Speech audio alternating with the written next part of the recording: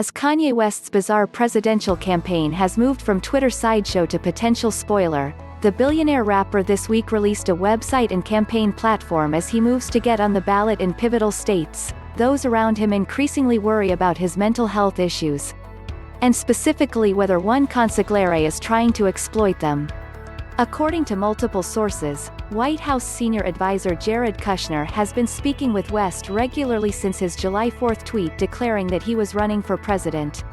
While Republican operatives rushed to try get him on ballots across the country, the New York Times reported earlier today that Kushner and his wife, Ivanka Trump, met with West last weekend in Telluride, Colorado.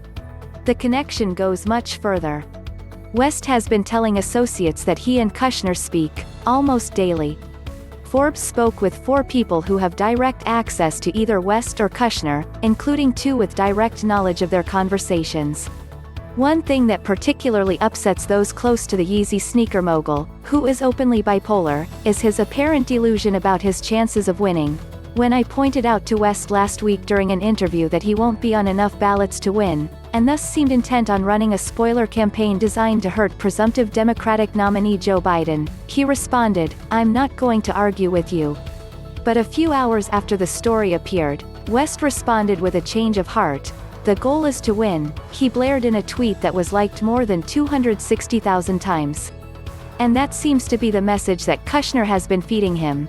"Jared's scared and doesn't want me to run because he knows that I can win," West has told numerous associates after his conversations with the president's son-in-law, who also serves as de facto chief of Trump's re-election campaign. That message, the sources close to West acknowledge, is the exact one that will embolden West to stay in the race.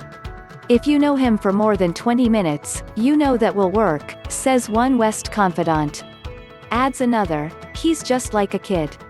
The more you tell him he can't do a thing, the more he'll do it. He has a tremendous drive to prove people wrong." Kushner seems to have an outsized influence over West.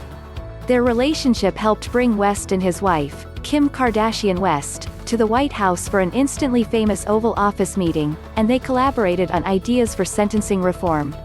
When I interviewed West on July 7, 3 days after telling the world he was running, he spent the first hour musing about whether he would actually follow through.